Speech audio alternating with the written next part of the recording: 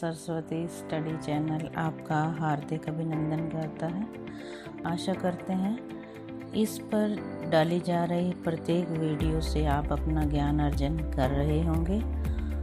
आज का हमारा विषय है अव्यय पद। अव्यय पदों के बारे में इस वीडियो में हम जानेंगे। तो दोस्तों, संस्कृत भाषा में दो प्रकार के शब्द होते हैं, एक विकारी शब्द और एक अविकारी शब्द।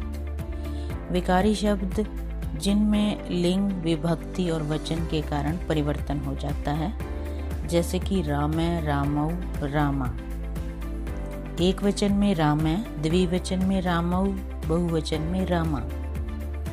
दूसरे होते हैं अविकारी शब्द, जैसे शनई, पुरा, नूनम, अद्य, अत्र, तत्र। इन्हीं अविकारी शब्दों को ही हम अव्यय कहते हैं। जो शब्द तीनों लिंगों में, सभी विभक्तियों में और सभी वचनों में एक समान रहते हैं तथा जिनमें कोई परिवर्तन नहीं होता, वे शब्द अव्यय कहलाते हैं। संस्कृत में एक श्लोक है इसके लिए, अव्यय प्रकरण के लिए। सदृशम त्रिषु लिंगेषु सर्वासु च विभक्तेषु वचनेषु च सर्वेषु यत् न वयेति तद् अव्ययम्।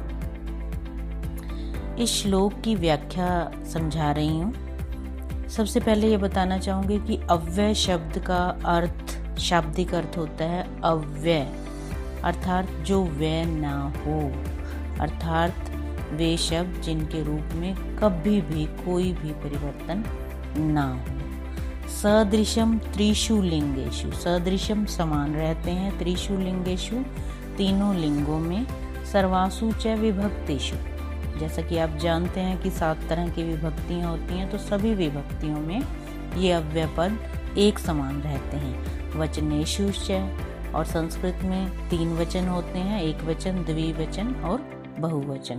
तो तीनों वचनों में भी ये सब जगह समान रहते हैं।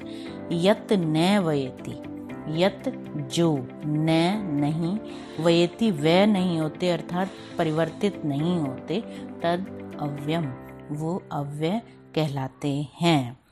इनकी परिभाषा इस तरह से बनेगी, वे शब्द जिनका रूप सदा एक जैसा बना रहता है, जिनमें किसी प्रकार का कोई परिवर्तन नहीं होता, उन्हें अव्यय कहते हैं।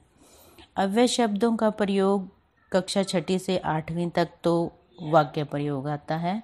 आगे 9 to up to क्लासेस में इनका प्रयोग फिलअप में किया जाता है। यहाँ अब कुछ अव्यय शब्दों का अर्थ बताकर उनका वाक्य प्रयोग करूँगी। पहला है पूरा। पूरा का अर्थ है प्राचीन काल में। वाक्य प्रयोग, पुरा रामः राजा आसीत्। अब यहाँ पर पुरा रामा राजा आसीत्, पूरा शब्द में कोई परिवर्तन नहीं होगा यदि इसके सब्जेक्ट यानी कि कर्ता, कर्म या क्रिया परिवर्तित भी कर दी जाए, लेकिन पूरा शब्द में कोई परिवर्तन नहीं होगा। अगला है नूनम, निश्चय ही। नूनम से अद्य आगमिष्यति। नेक्स्ट अद्य, आज। अद्य अहम विद्यालयम न गमिष्यामि। हय, हय का मतलब होता है बीता हुआ कल। वाक्य प्रयोग है इसका, हय सोमवार आसीत्। नेक्स्ट है शवय, शवय होता है आने वाला कल, शवय रविवार भविष्यति। नेक्स्ट एकदा, एक बार, एकदा रामः लक्ष्मणं कथयत्। नेक्स्ट यदा, जब। यदा स आगमिष्यति तदा अहम पठिष्यामि। नेक्स्ट कदा, कदा का अर्थ होता है कब। इसका वाक्य प्रयोग है स कदा गमिष्यति।